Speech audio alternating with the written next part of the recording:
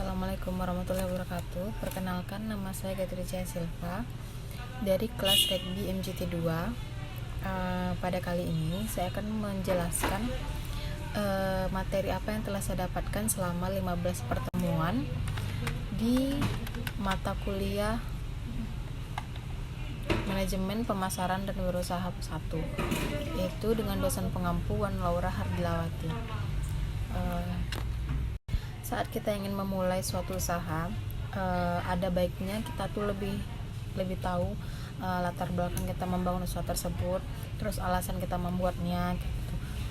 Latar belakang di sini bisa jadi kayak kita mencari sebuah peluang di antara lingkungan sekitar. Misalnya kita karena kita di kampus, kita dapat kayak membuka fotokopi atau jasa print, itu kan lebih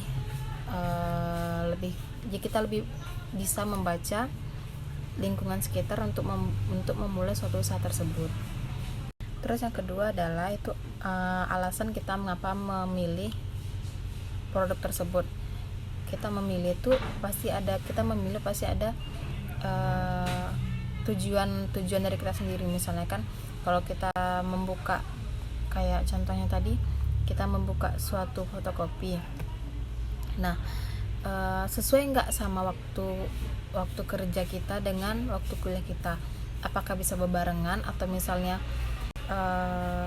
mudah nggak, praktis nggak dalam jangka waktu pekerjaan, ataupun mau dalam segi harga juga, apakah terjangkau dari mahasiswa atau tidak? Membuka, kayak contohnya tadi, kita membuka suatu fotokopi. Nah, sesuai nggak sama waktu kerja kita dengan waktu kuliah kita? Apakah bisa bebarengan, atau misalnya selanjutnya kita harus mencari bahan baku. Kan bahan baku di sini kan kita akan mencari misalnya kayak mesin printer atau mesin fotokopi. Kita bisa mencari nanti dari toko-toko mana yang lebih murah yang dapat kita beli untuk sebagai bahan usaha kita. Terus kita perlu kayak tinta, terus kayak distributor kertas atau alat tulis lainnya. Terus yang selanjutnya itu tuh prediksi prospek usaha. Prediksi prospek usaha ini bisa misalnya kan kita dari awal membangun suatu fotokopi di kampus. Nah, kalau misalnya kita kan berpikir tuh ke depannya, misalnya kalau misalnya alhamdulillah jalan nih usaha yang kita dirikan, kita akan membangun di mana, atau kita akan membuka cabang, atau kita akan misalnya dari satu ruko menjadi dua ruko kayak gitu. Jadi kita akan memikir ke depannya gimana usaha kita ini ke depannya. Apakah kita akan stuck di situ aja, atau kita akan memperbesar dan memperluas usaha kita tersebut. Selanjutnya adalah strategi usaha. Strategi usaha di sini dimana kita misalnya ingin memikat para pelanggan untuk belanja ke kedai kita. Itu dengan cara misalnya selanjutnya adalah strategi usaha. Strategi usaha di sini itu bagaimana cara kita untuk memikat pelanggan agar belanja ke kita. Itu contohnya kayak gini. Misalnya kan ada satu mahasiswa datang ke toko kita nih, mau ngeprint atau mau fotokopi. Misalnya dia nunggu ngeprint kan, bisa jadi nanti kita agar memberi kesan yang baik nih dengan pelanggan itu, kita memberikan dia air minum, aqua, atau dengan promosi kayak gini.